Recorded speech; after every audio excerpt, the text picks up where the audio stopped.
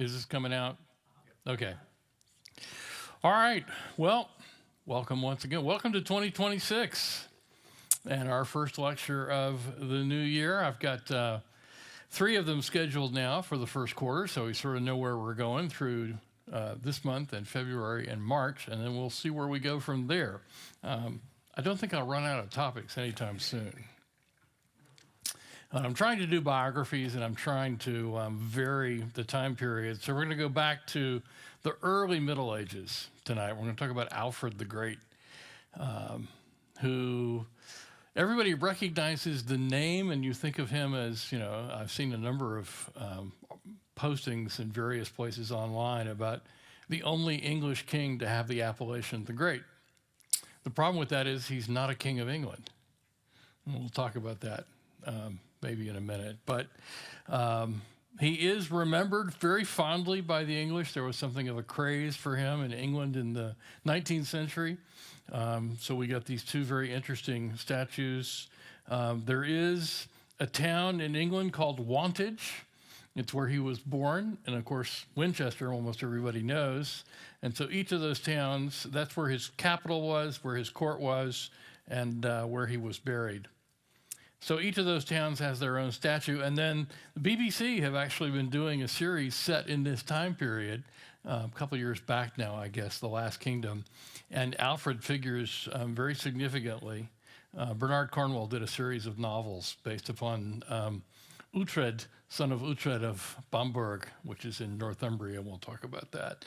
And he winds up at the court of Alfred.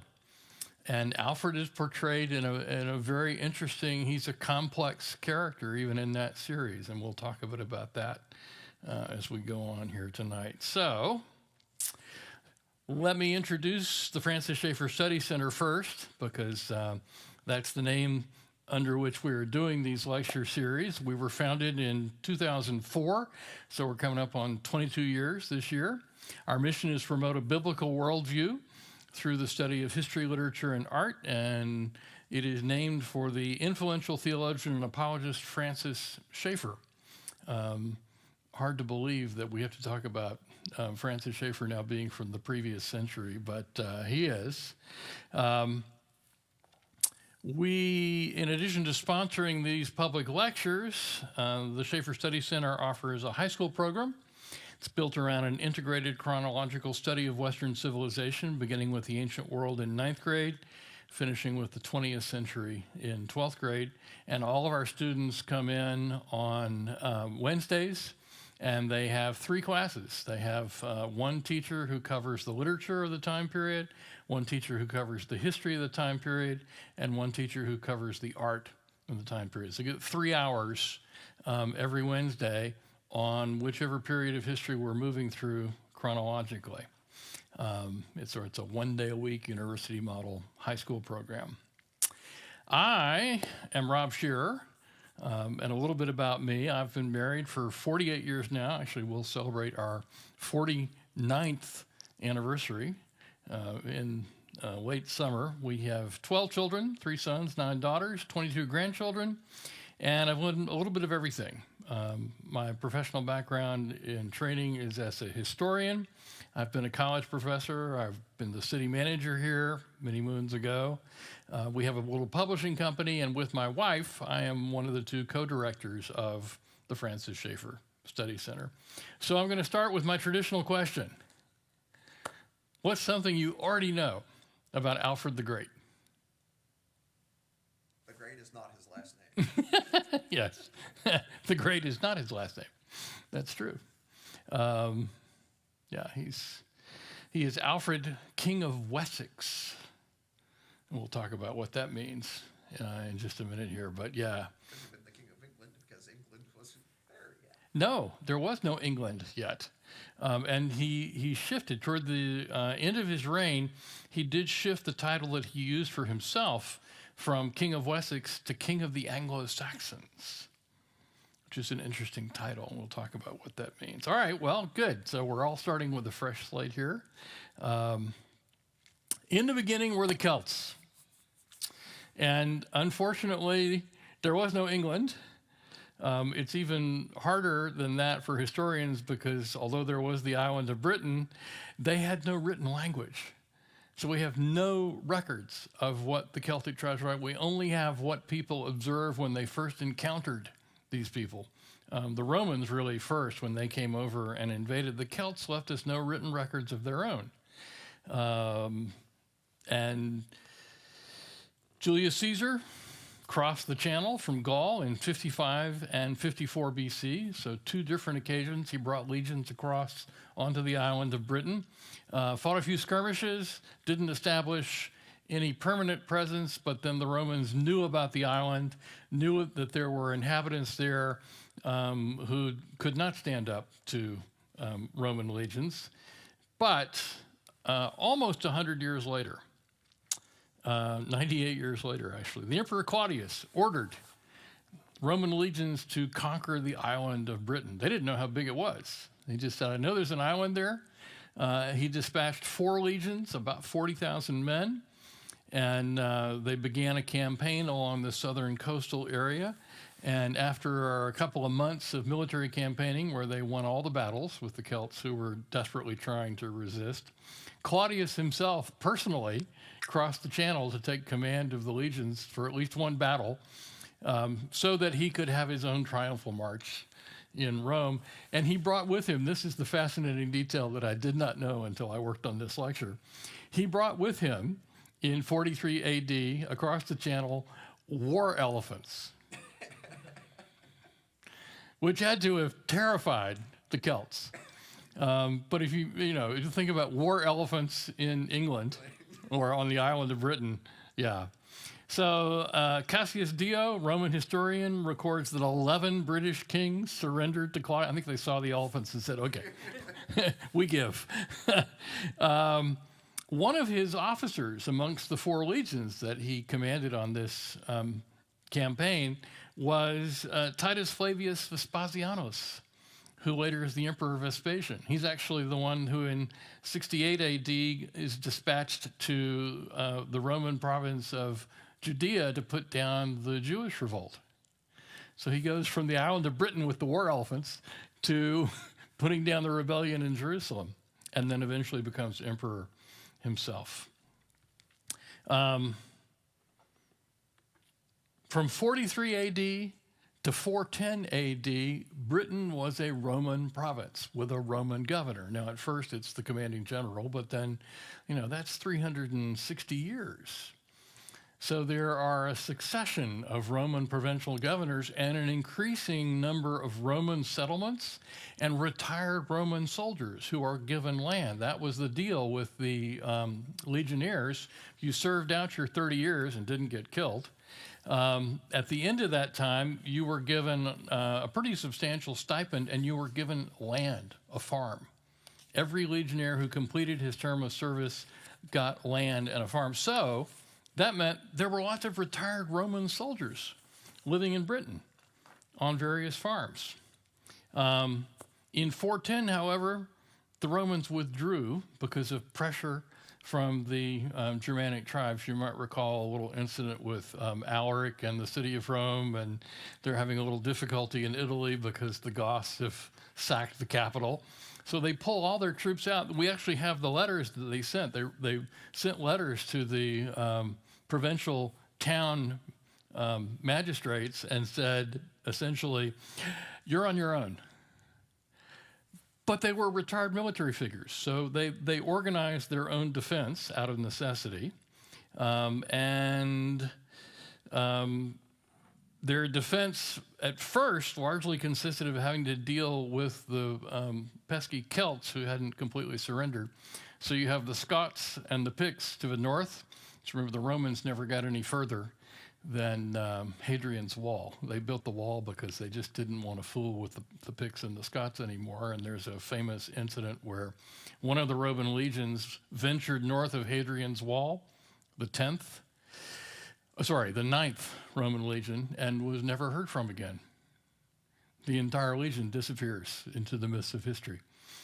Rosemary Sutcliffe did a fascinating YA novel called The Eagle of the Ninth, where the son of the commander of the 9th Legion goes among the Picts sort of as a private individual, to try and recover the eagle that the Picts had captured when they wiped the legion out.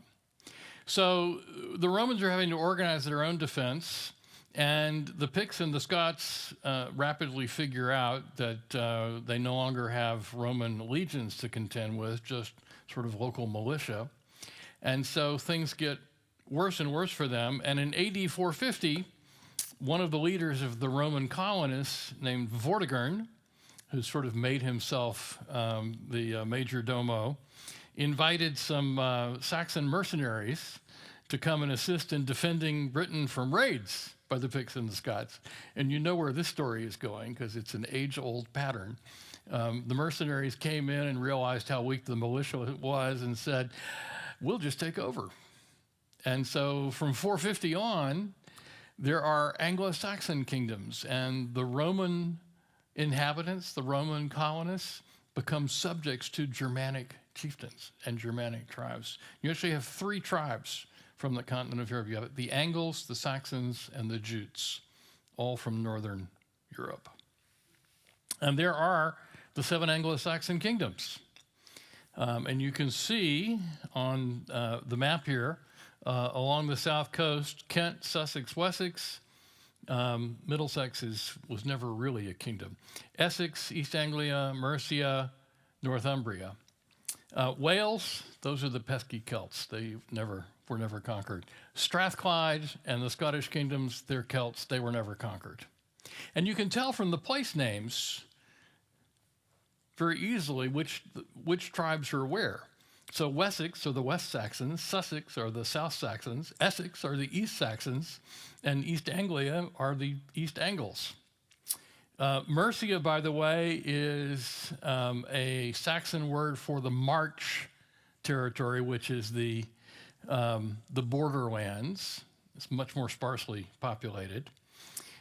Kent is the only Celtic name that they kept. Kent actually means canto. It's a Celtic word meaning rim, edge, border, coast. And so although the Saxons take it over, they keep the Celtic name for the territory. Northumberland is just the territory north of the Humber River. You can sort of see it right here. You see where Hull and York are. Those rivers all flow into a huge, this is a tidal estuary here, and a major geographic boundary between north and south. So north of the Humber, that's the real frontier wild lands, because they're constantly being attacked by the Celts. And then Mercia is the largest geographically, but not population-wise. The southern provinces are the ones with the larger populations. And Alfred is born in Wessex. He's a West Saxon. One of the interesting details here is in the period between 450 and about 800, the Saxons are converted to Christianity. And in a very interesting fashion, it's in Northumbria first. Northumbria becomes the center of Christianity on the island of Britain. The king of Northumbria, where'd my cursor go? I can't. Hang on. I gotta get back here somehow.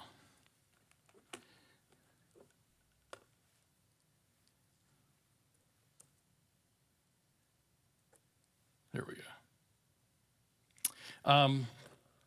The king of Northumbria, there's a succession crisis. The heir is forced to flee because some of the nobles have rebelled. He flees to the island of Iona, where there is a monastic community. He becomes a convert to Christianity because he's given shelter by the monks. A couple years later, he manages to rally his supporters and come back and take the kingdom back over, but he's a Christian now. And so he invites the monks from Iona to come and send missionaries, and he goes with them through his kingdom and proclaims the gospel, preaches. He and the Irish monks together preach all through the kingdom of Northumbria, or Northumberland.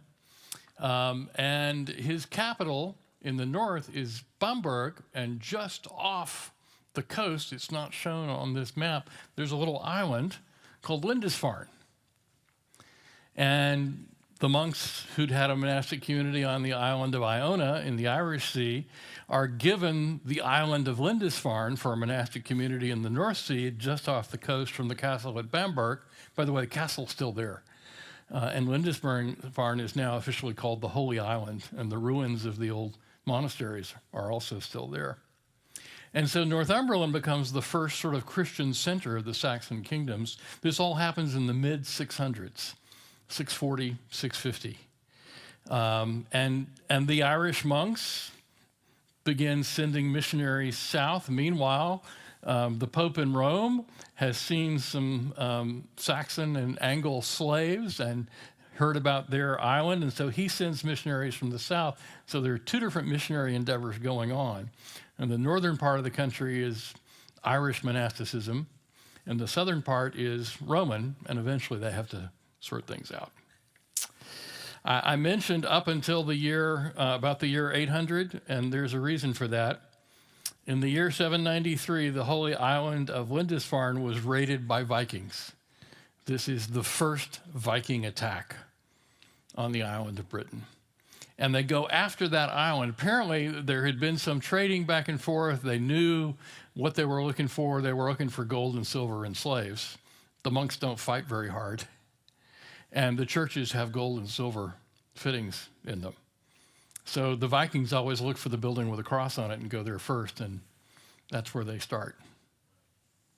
So this raid just absolutely, this is the 9/11 event of this era. Everyone is shocked. At the court of Charlemagne, Alcuin of York hears about it and writes a letter back about how shocking the news was. Eventually, the monks abandon the island, and they take the relics of Aidan and Cuthbert and King Oswald, the first Christian, with them, and they wind up eventually in Durham, where Durham Cathedral is now. So there's roughly what that monastic community looked like, and there are the Viking boats arriving on the beach and about to wreak mayhem. And that's only the first of many raids. At that point, the Vikings begin coming back every year. They don't cross the North Sea in the winter because it's pretty wild and treacherous, but every spring, when things settle down, they're back along the coast. They raid the coasts of Britain. Actually, Vikings founded Dublin. It's a Viking settlement. They establish a capital at York because it's easily accessible from the North Sea. They raid all of those southern little coastal towns, the kingdoms of Kent and Essex and Wessex. They raid all the way into France.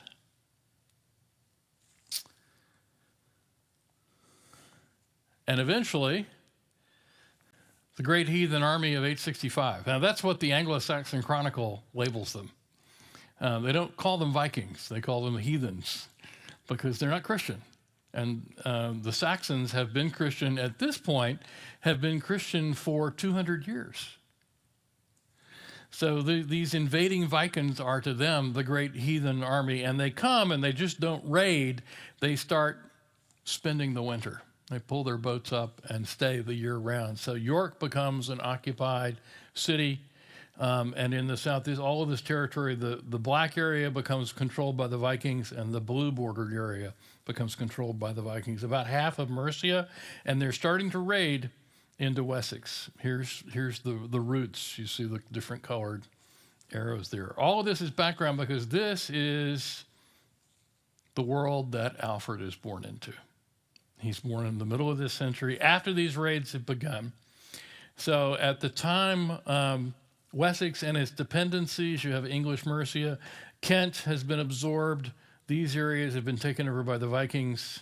Northumberland has survived, but only the northern half of it. Bamberg still holds out. Durham still holds out. Oh, went the wrong way. There we go. Now, our sources for Alfred the Great. I gave a lecture last year on Charlemagne. And Charlemagne, 800 AD, he's just before Alfred. Alfred knows about him and is influenced by him. We have a couple of biographies of Charlemagne written by people who knew him. Actually, his son-in-law, Einhard, wrote a biography of him. we have a biography of Alfred written by someone who knew him, Bishop Asser, who came to his court as a Welsh monk, but he was already known as a scholar. And he wrote in Latin, Vita Alfredi Regis Anglo-Saxonum, so King of the Anglo-Saxons. Written in 893, Welsh monk who joined Alfred's court, reports many events from personal knowledge, although he didn't come to the court until after Alfred was king. But he heard the events of Alfred's youth and life. Alfred actually is a scholar himself. We have a number of books that he composed. He wrote prefaces to, he did translations from Latin into Anglo-Saxon, into Old English. And he refers in one of those prefaces to Asser, my bishop. So apparently they were close. So Asser's life of King Alfred is perhaps our best source, most of what we know.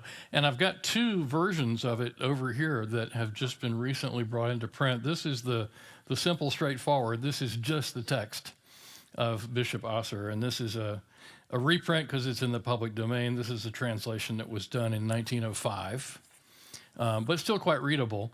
This is a more recent critical edition, and it's Asser's life and other contemporary sources. There's a lot of commentary and critical apparatus and the Anglo-Saxon Chronicle, and some of the prefaces that Alfred himself wrote are included there. This, by the way, for that background, the period I just covered, Bede wrote the Ecclesiastical History of the English People. That's a bit of a misnomer because there's not anything like the English people. It's basically the church history of the Angles. And people question, why does he use the word Angles, Anglorum? He doesn't say the Angles and the Saxons and the Jutes, he just says the Angles. And he's writing in Northumbria. Apparently, it's because Pope Gregory had referred to the slaves he saw in the slave market in Rome. He asked where they were from, and somebody said, oh, they're Angles from the island of Britain. And he says, oh, Angles is not the right phrase. Non-Angli said Angeli. They're not Angles, they're angels. And that's why he sent missionaries, commissioned a bishop to go proclaim the gospel to the Anglo-Saxons. So Bede is the one Bede dies about 30 years before Alfred's born. That whole history of the Anglo-Saxon kingdoms and how they were converted to Christianity is in Bede's Ecclesiastical History. And it's really not the English, and it's really not ecclesiastical. It's the church history of the Angles.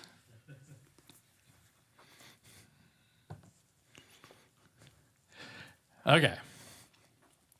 What else do we have? Well, there's a thing called the Anglo-Saxon Chronicle, and it's, as you might expect, it's pretty dull reading. It's basically a couple of lines for each year.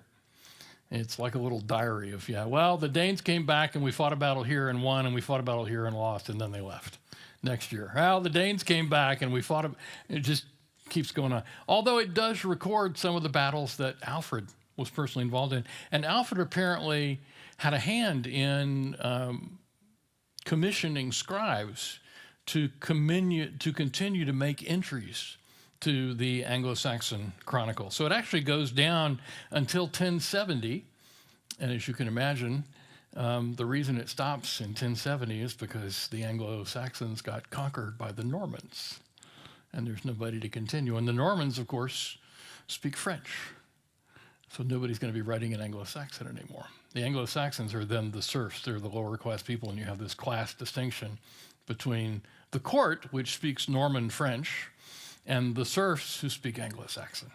That's why English has such a rich variety of words and synonyms for almost everything. We have an Anglo-Saxon term, and we have a French term. So the difference between cow and beef, bœuf. Bœuf is Norman French. Cow is Anglo-Saxon.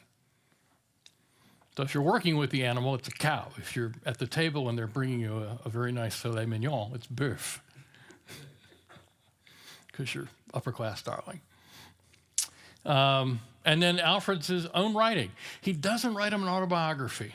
He was certainly capable of it, but he doesn't tell us much about himself. But he does write introductions.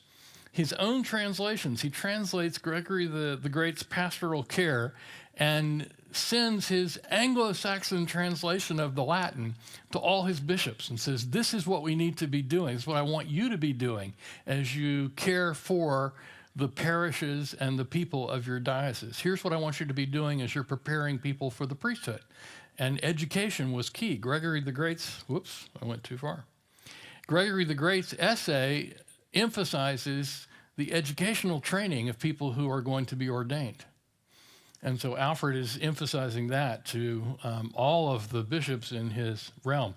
He translates Boethius's Consolation of Philosophy, which is very elegant, late Roman Republic Latin, translates it into Anglo-Saxon. And we have copies of that. He translates some of Augustine's soliloquies and some of his sermons. So we know he read Augustine.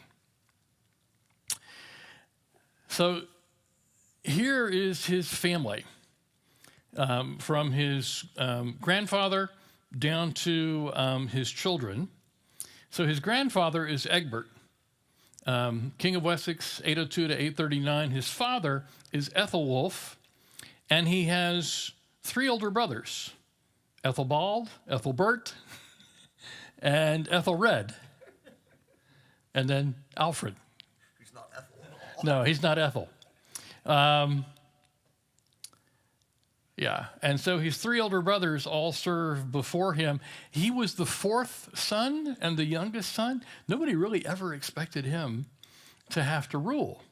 They all assumed that his older brothers, one of them probably, and ideally the eldest would be king and then the line would pass to his children. None of his 3 older brothers had any children.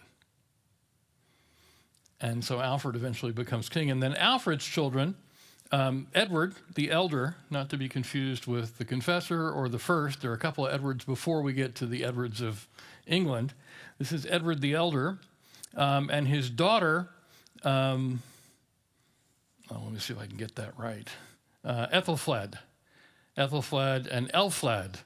Ethelfled is Lady of Mercia. She marries the King of Mercia, and then when her husband dies, the nobles in Mercia ask her to rule the kingdom. It's very unusual to have a woman ruling a territory in an Anglo-Saxon kingdom, but she does for a number of years and rules quite competently. And with her brother Edward has the Wessex forces, the armies of Wessex. She has the armies of Mercia, and they campaign together and eventually drive the Danes out of the island. Very interesting. And then there's another daughter, Elfred, who marries Baldwin of Flanders, and one of her descendants is the wife of William of Normandy. It's a small world after all. And oh, by the way, according to WikiTree, I am the 33rd descendant of Alfred of Wessex.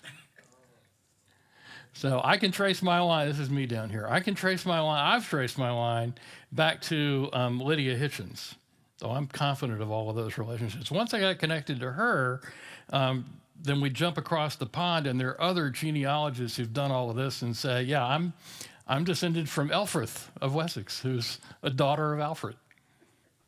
So I guess I'm somewhere in the line of succession for the King of England. Nobody's called me or contacted me, so I guess my chances are remote. Well, I'll vote for you to be king. Yeah. So the chances are small, but they're not zero. Alfred's youth. Born 849, smack dab in the middle of the 9th century. So this is 50 years, almost 60 years after that first Viking raid. The Vikings have been coming and raiding almost every year for 50 years when he's born. And he's the 4th son. In 853, he's 4 years old. We don't quite know why, but his father sent him on a voyage to Rome. He traveled to Rome. Ostensibly, the purpose of the trip was so that he could be anointed by the Pope. Now, he's the 4th son, so that doesn't actually satisfy most historians as an explanation. And I'm not sure we'll ever really know what the circumstances were, but he did make the trip as a small child. And then 2 years later, So now he's 6 and 7. His father goes to Rome, and he goes with him the second time to the city of Rome as a child. And there was some conflict and dispute when he and his father returned from Rome. They were there apparently doing some negotiations with the Pope. When he came back, some of the nobles briefly entertained the idea of not restoring him to power, but that it all collapsed in a matter of weeks. And so his father did return to the throne. But then his father died 2 years later, 858. His elder brother succeeded in turn, Ethelbald. Ethelbert died in 860, died in 865. And then Ethelred, the third older brother, became king. Alfred was 16, and the Vikings are coming every year.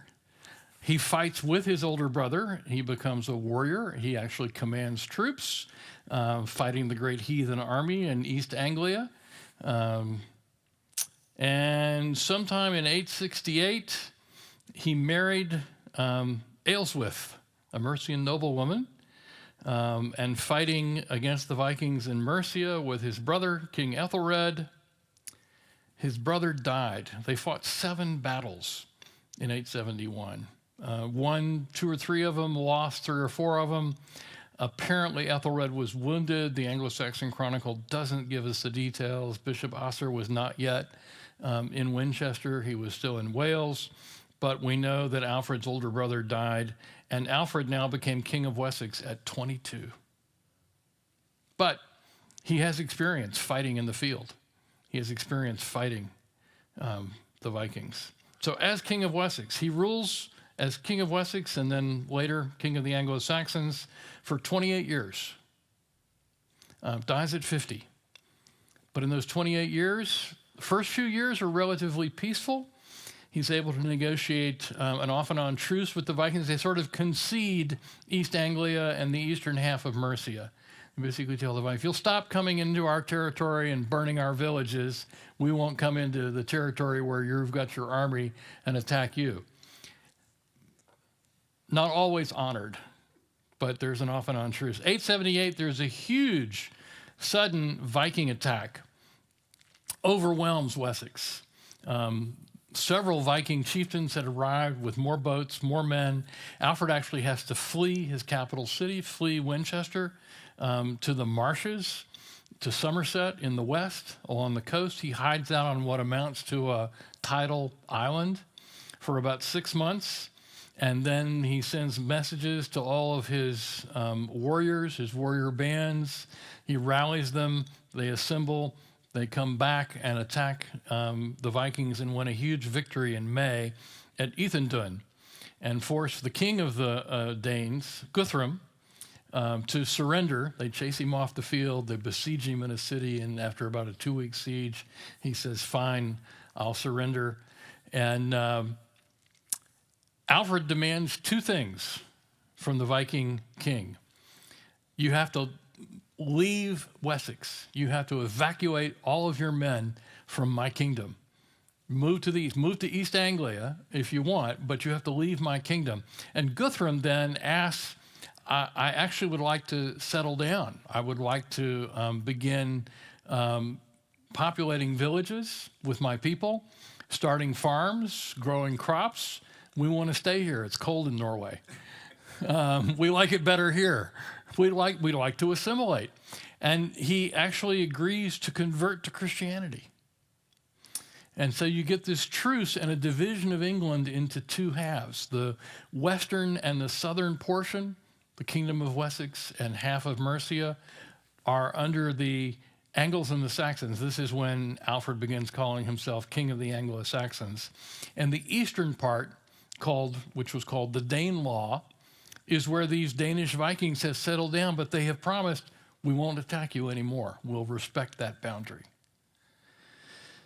When Alfred dies, his son Edward and his daughter, I can't remember her name now, Ethelfled, I think, drive the Vikings out of the Danelaw. Now, the armies leave there are a large number of Danish settlers who stayed. You can still see a difference in place names in England between the parts of England where there were Danish settlements and the parts of England where they had to leave. Period of 879 to 885, the Danes are respecting the agreement. Alfred doesn't trust them, though, and so he reorganizes his army, and he actually strategically sits down and maps out a series of strategic locations and builds fortified cities with walls. They're called burgs. If you see an English place name with Berg as the end, that's one of Alfred's fortified cities. If you see an English city with Chester as the end, that's the Latin castrum. That was a Roman fortress. So Chester is a Roman fortress city. Berg is one of Alfred's fortified cities. And he starts a navy. He says, we can't wait until these people land on our shores again. We have to attack their ships while they are still on the ocean. In 1886, he reoccupied London, which the Vikings had taken. Now, London is actually on the northern bank of the Thames, and that's the boundary of Wessex. London is in Mercia, and the Vikings had taken it. He reoccupies it, and that actually is when he changes his own title from King of Wessex to King of the Anglo-Saxons. 5 more years of peace. He promotes education and literacy. He invites scholars to his court. He translates Latin works into Saxon, Old English, as it's sometimes called. There's some renewed Viking threats from 892 to 896, and he fights a naval battle personally and defeats the Viking ships on the high seas. Sinks 2 of them, captures 2 more. So yeah, the English Navy is very proud of this tradition. They will tell you all about Alfred and the earliest English naval battles. 899, he died in Winchester at the age of 50. So why is he the great? Well, there are a couple of reasons, I think. One is we have some unusual anecdotes. Bishop Asser records some for us.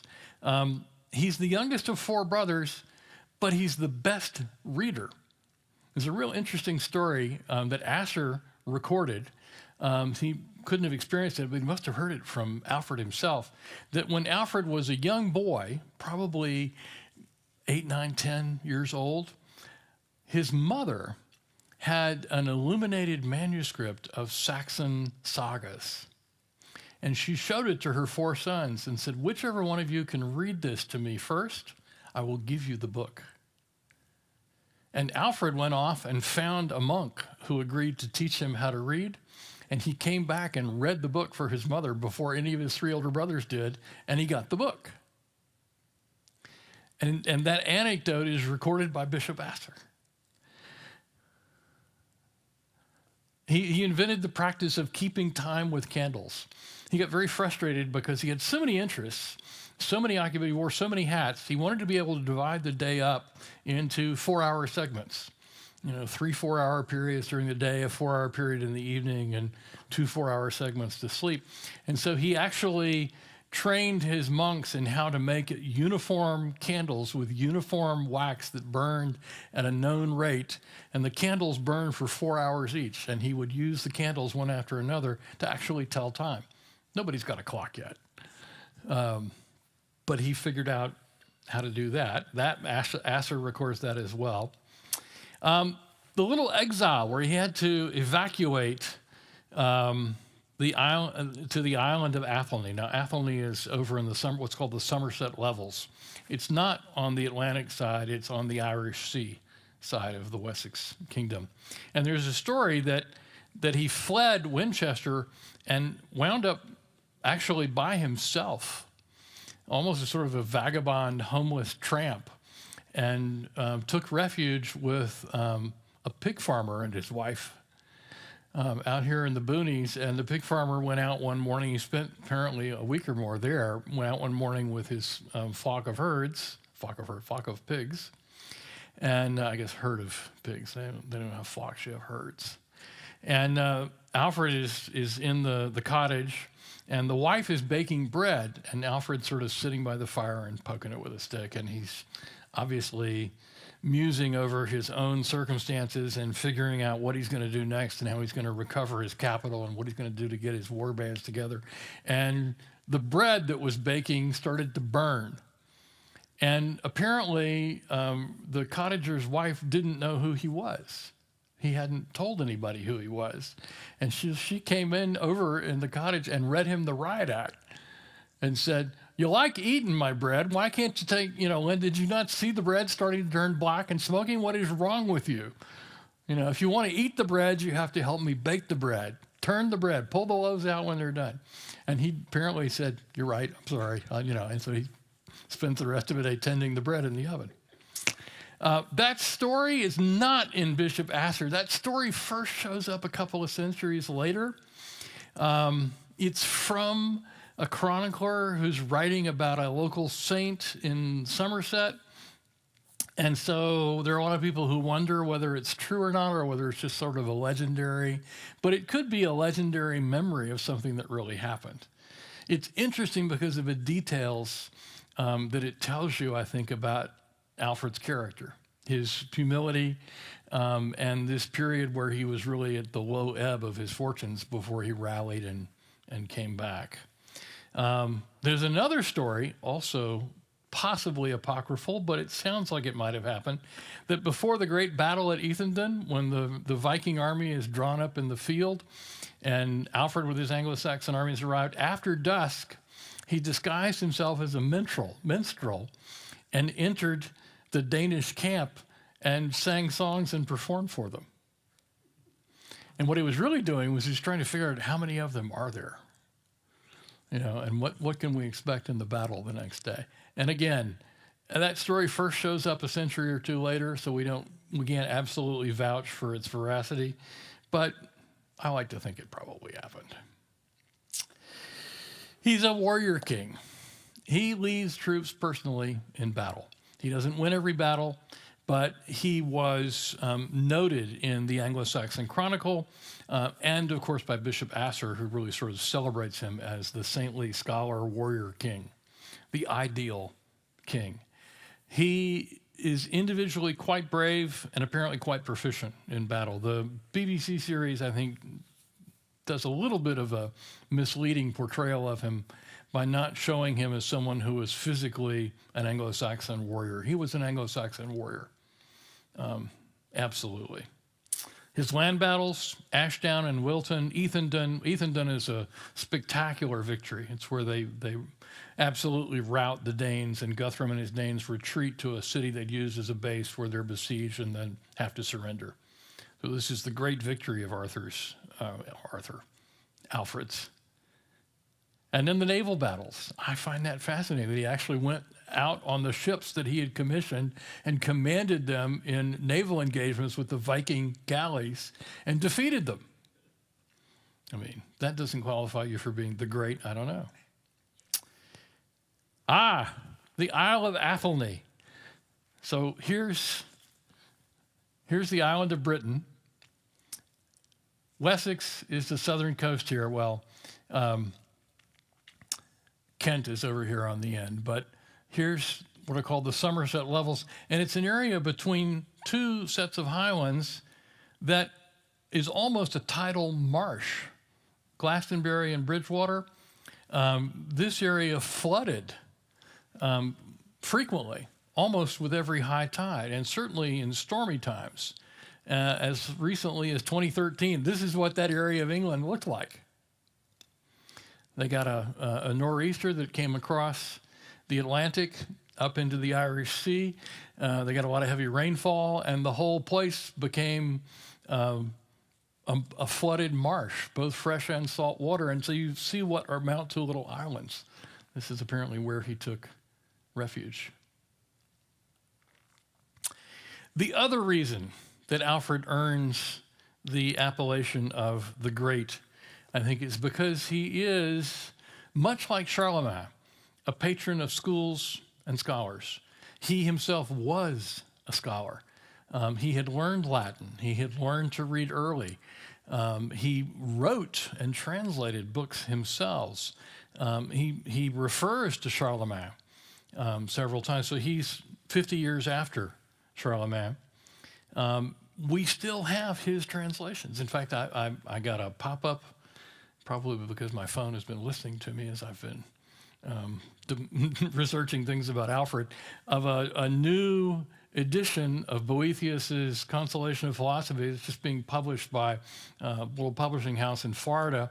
It's got the Latin text of the original, and then it's got a modern English translation, and then they're reprinting Alfred's Old English translation. So it's 3 columns.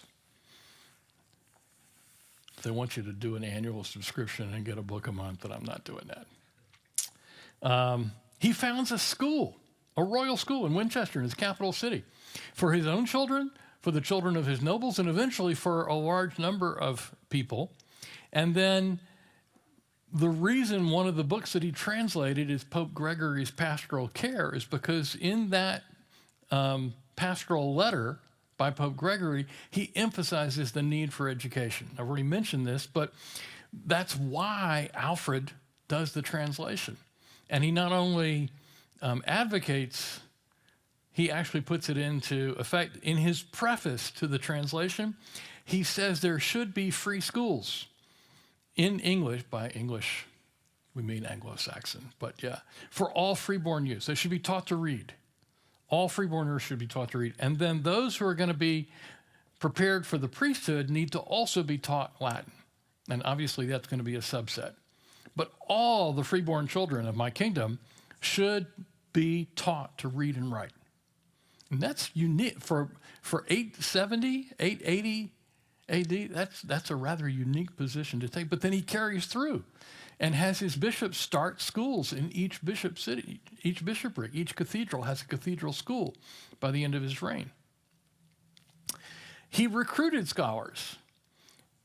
He didn't just find the most able scholars in his own kingdom of Wessex. He recruited and brought to his court scholars from Mercia, scholars from Wales, scholars from Francia and the continent. And some of those, Asser is from Wales, Grimbald from Francia, John the Old Saxon, that's a great nickname, and Phlegmund of Mercia. And then one of the really fascinating things I ran across as I was working on this, and it's actually on the cover of the Penguin edition here, is what's called the Alfred Jewel.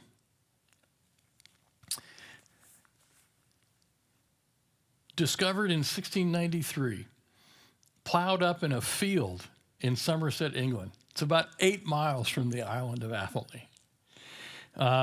It's where he hid. It's dated to the 9th century.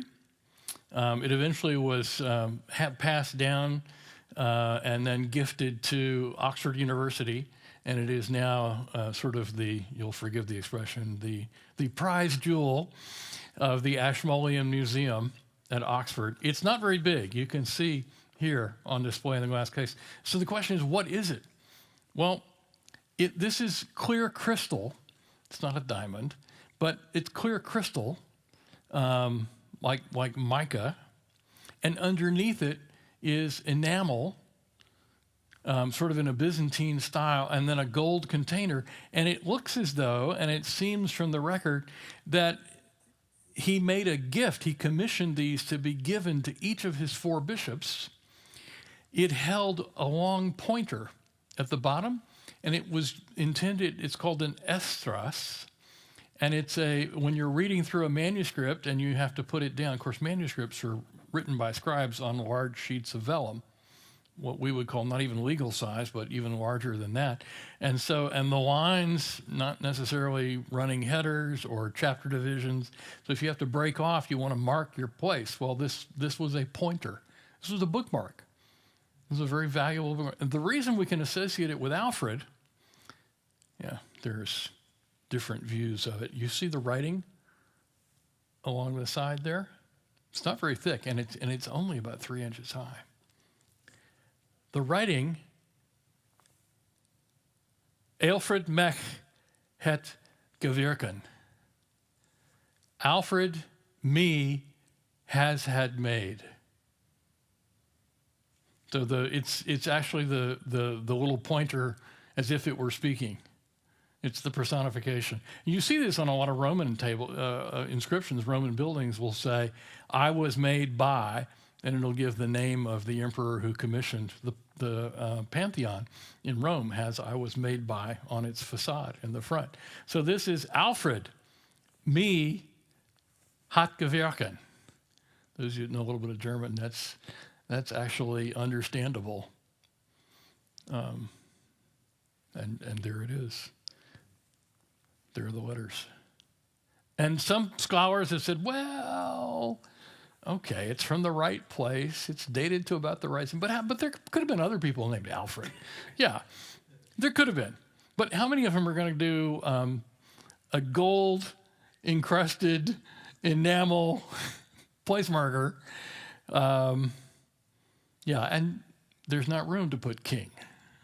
So, not enough space. By the way, you can get this as a cross stitch. You can buy the kit for $10. Alfred me had made. Gewerken.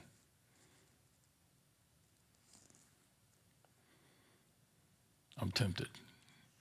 I'm really tempted. I love to do cross stitch. Gosh, I think I finished a little early. Well, let me tell you where we're going.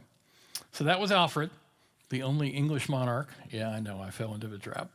To earn the epithet the Great, defended England against the Viking invasions, translated key Latin works, promoted education, laid the foundation for English national identity. It is his son and daughter who actually recapture the Danelaw, recapture the territory that had been occupied by the Vikings. Next month, we're going to do Frederick the Wise, born in the 15th century, rules Saxony into the 16th century, is a shrewd Renaissance prince. His political acumen, courage protected the early Reformation, founder of the University of Wittenberg, avid collector of holy relics, an enlightened patron of artists like Lucas Cranach and Albrecht Dürer, and protector of Martin Luther. So that's why he's called Frederick the Wise. And then in March, Frederick the Great. So we'll do 18th century. He is the flute-playing philosopher king of Prussia. Military genius, patron of the arts, led daring campaigns in the War of the Austrian Succession and the 7 Years' War, transformed the Prussian army and made Prussia a great power. And then he hosted Bach and Voltaire at his court. So he is an interesting figure. That's where we're going. I hope that has at least sparked your interest a little bit and helped you understand this 9th century period, 800 to 900 AD, before there really is in England, but you can see it coming together. You can see, and it's actually in his successors, it does come together, and is the foundation. And he is, of course, one of the great heroes of the English. So, questions, comments, anything that really surprised you in all of that? What did he die of? Illness? Asser does not tell us, but yeah, he did not die in battle. He apparently had some health problems that had persisted over a number of years, and they eventually caught up with him. We don't know what that was. But he was known to have attacks of some kind of sickness that from time to time disabled him, put him to bed until he recovered. Recurring fever, maybe some kind of intestinal disorder. We don't really know. Asser doesn't give us much in the way of detail, just that he was periodically sick to the point of not being able to get out of bed for weeks, which is all the more remarkable when you consider that he's also, he really is a warrior king. He's not a weakling. But yeah, he dies at 50. I'm curious, does Essex correspond to the current Essex? Yes. Yeah. Essex, Wessex, Sussex. Yeah, they're East Saxonia, West Saxonia, South Saxonia. Yeah, and you can go back. I'll show you the. Rob, what were they speaking mostly? Oh, they spoke what we would call Old English. or Anglo-Saxon. So you have Old English, Middle English, and then sort of modern. Chaucer, who writes in the late 1300s, is Middle English. Wander opera with the shura sota. The draft of March hath pierced to the rota. That's from the prologue to the Canterbury Tales in Middle English. Think Beowulf. Have you ever seen the original text of Beowulf? Beowulf is actually a little earlier. Beowulf is probably composed about the time in Bede's lifetime, which is the late 700s. So 780 to 800. Alfred is born 850, but it's Anglo-Saxon. It's the ancestor of both modern English and modern German. So that the inscription on Alfred's jewel is almost understandable as a dialect of modern German. So Mech hat gewerken. So me in German is the accusative is mich, M-I-C-H. In English, we've dropped the final consonant sounds and it's just me, but it used to be mech. And gewerken, anything with a GE prefix is a past participle, and werken is work. It's the same word come down into two languages. Gewerken is worked with an ED ending in modern English, with a GE prefix in Old English, and still today in German. All the participles use that same convention that we see in Old English, GE and the verb gewerken. Sorry, I teach German, so I get off on this stuff. But yeah, they're the seven kingdoms. Well, thank you. I appreciate you guys all coming out. It's 7 o'clock, so I've met my buzzer here, and I hope you'll come back next month, and we'll talk about Frederick the Wise, the Duke of Saxony. Absolutely. Thank you, Rob. Yes. Did Alfred unify all seven? No, he never conquered Northumberland, and Mercia was still, so the Danelaw split Mercia up here to the Irish Sea. East Anglia and Essex were occupied by the Danes. Wessex and this half of Mercia became sort of a protectorate. His daughter married into the royal family, and then his daughter rules Mercia and his son rules Wessex. Sussex and Kent were absorbed into Wessex. But the eastern part of Mercia, East Anglia, and Northumberland remained separate kingdoms. And of course, Wales kept doing its own thing. Wales, yes, the Welsh hate the English. And yeah.